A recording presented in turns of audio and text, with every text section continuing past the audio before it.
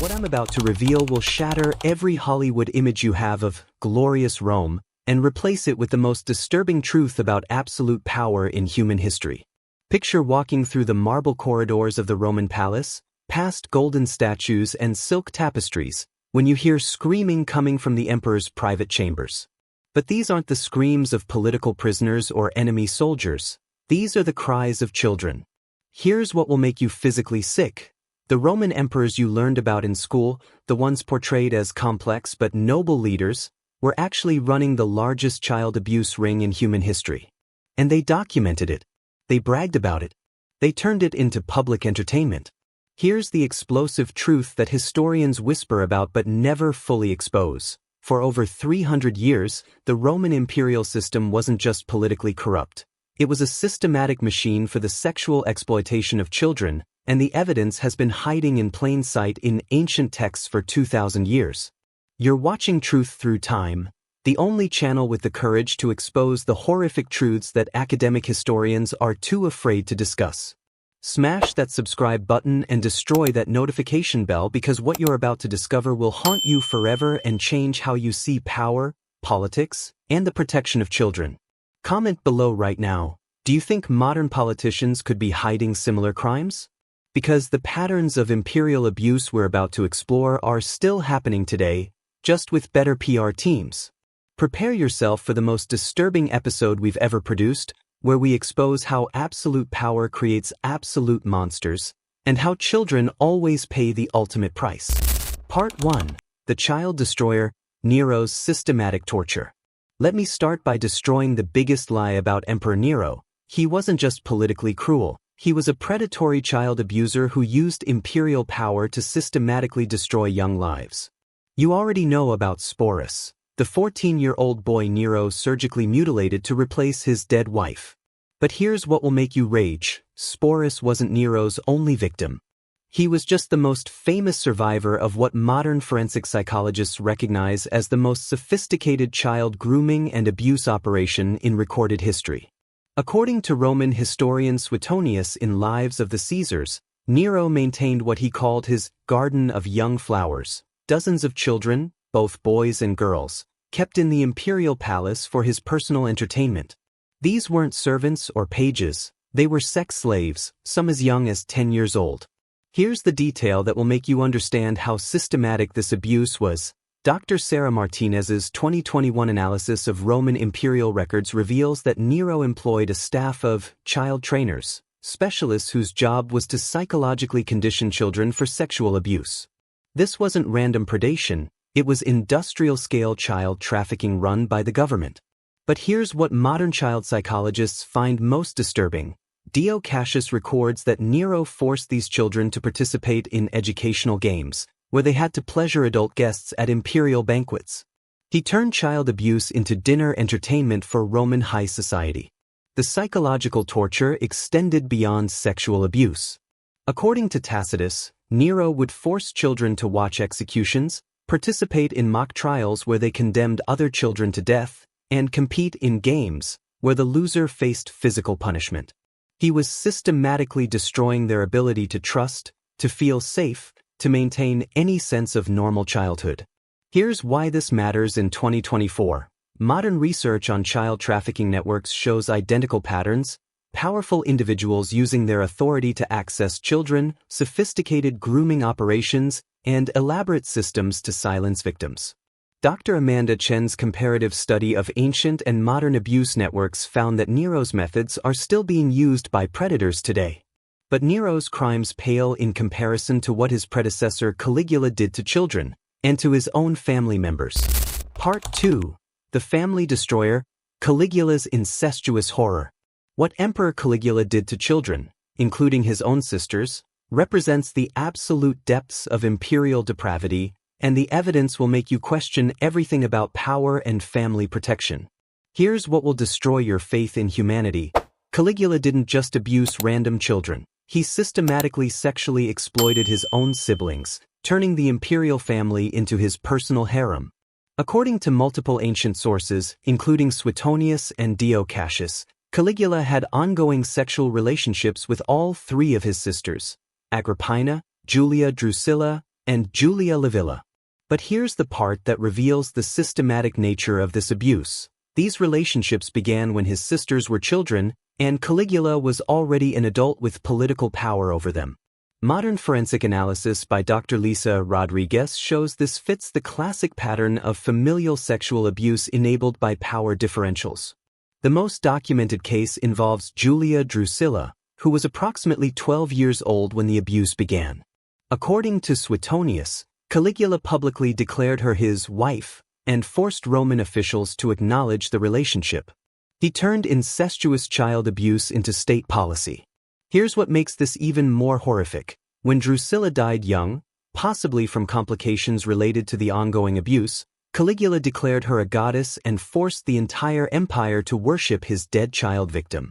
He literally deified his own victim to cover up his crimes. But Caligula's abuse extended far beyond his family.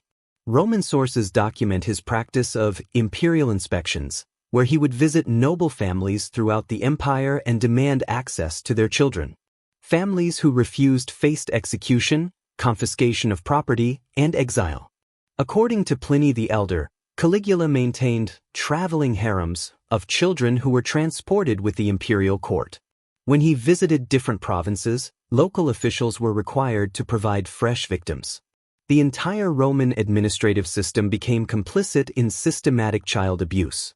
Here's the modern connection that will terrify you. Dr. Michael Thompson's 2022 research on institutional child abuse shows identical patterns in modern religious organizations, political systems, and entertainment industries. The same power structures that enabled Caligula are enabling predators today. But perhaps the most disturbing aspect of Caligula's crimes was how he used children as political weapons against their own parents. Part 3. The Mind Destroyer, Imperial Child Psychology Warfare. What Roman emperors did to children wasn't just physical abuse, it was sophisticated psychological warfare designed to destroy young minds and terrorize entire families. Here's the strategy that will make you understand how evil imperial power really was. Emperors would kidnap the children of political opponents, sexually abuse them, then return them to their families as broken, traumatized shells of their former selves. The message was clear: we can destroy what you love most, and there's nothing you can do about it. Emperor Claudius perfected this technique.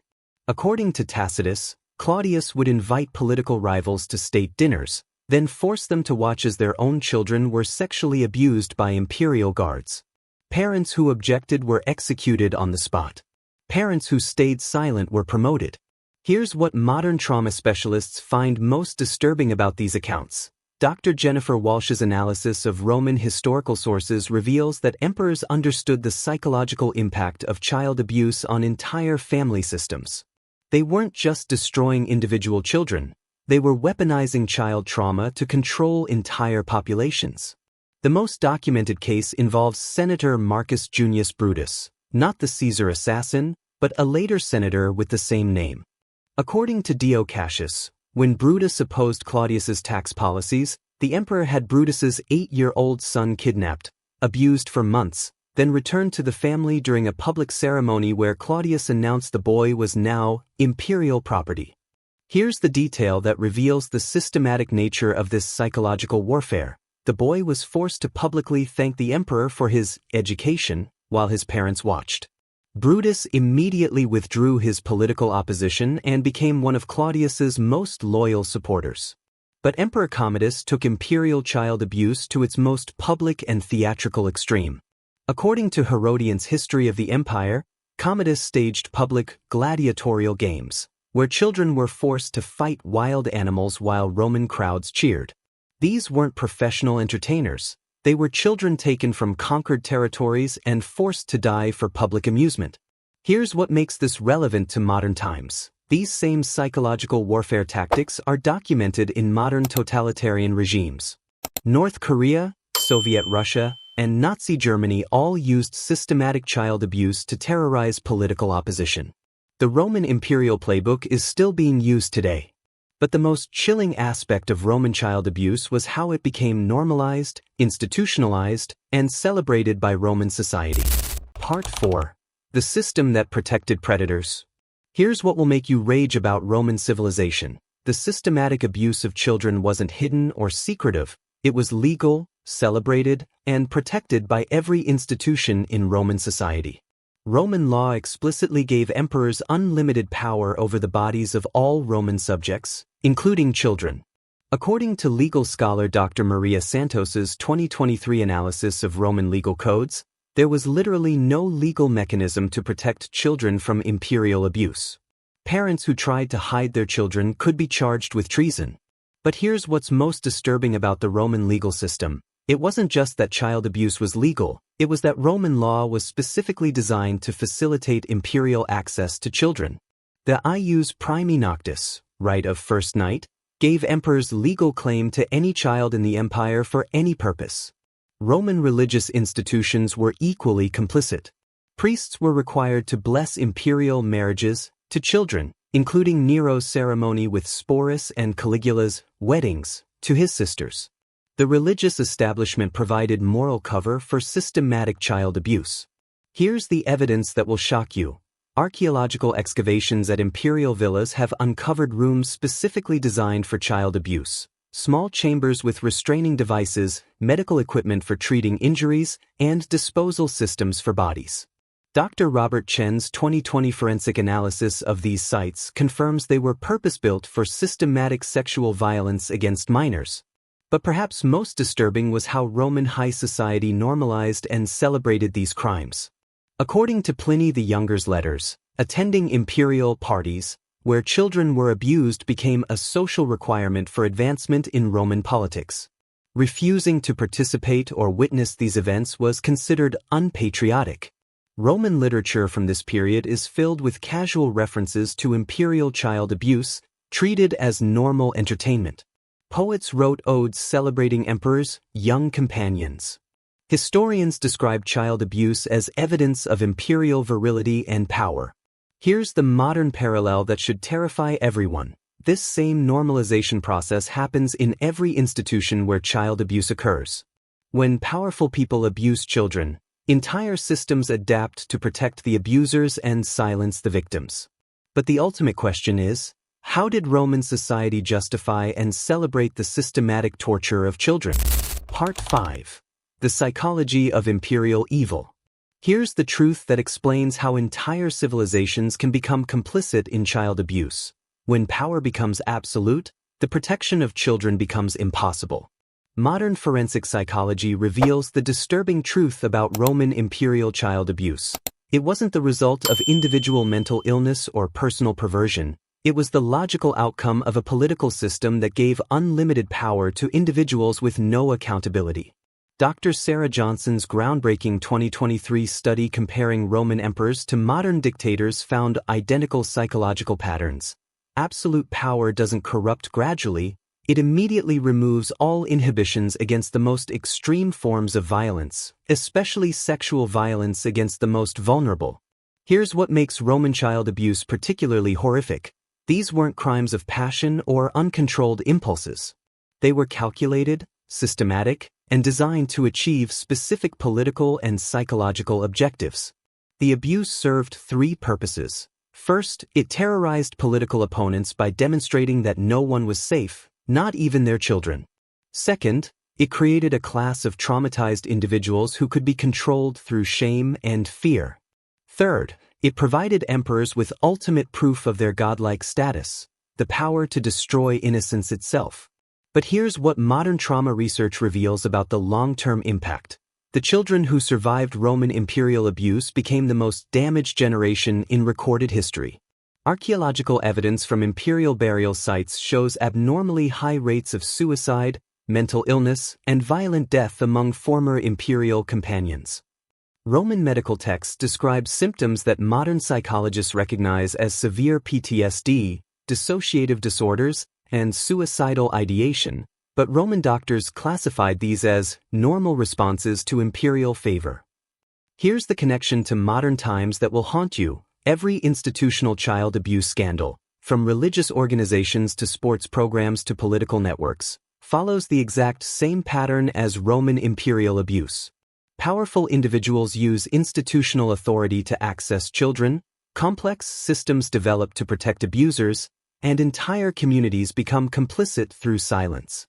The Roman Empire fell in 476 AD, but the psychological techniques emperors used to abuse children are still being deployed by predators today. The lessons we must never forget. Here's the truth that connects every emperor we've discussed. From Nero's surgical mutilation of Sporus to Caligula's family destruction to Claudius's psychological warfare. They all used the same playbook. They all targeted the most vulnerable. And they all convinced entire civilizations to look the other way. But here's what gives me hope in this darkness. Every single one of these emperors eventually faced justice. Nero died whimpering like a coward. Caligula was assassinated by his own guards. Claudius was poisoned. Commodus was strangled in his bath. The children they tortured outlived them. The empires they ruled crumbled. The names they wanted remembered became synonymous with evil. This is Truth Through Time, where we expose the patterns of power that threaten children in every era, because understanding history is the first step to protecting the innocent. If this investigation has opened your eyes to how predators operate across centuries, smash that subscribe button right now. Share this video with hashtag #NeverAgainToChildren because knowledge is the only weapon that can stop these monsters. The truth saves lives. The truth protects children. The truth destroys the myths that predators hide behind. Keep questioning authority, keep protecting the vulnerable, and never forget, history's greatest lesson is that evil only succeeds when good people stay silent. Subscribe and tap the bell icon to walk with us through powerful stories of faith and history. Thumbs up like if this episode touched you. Speech balloon comment to share your thoughts or reflections in comment section.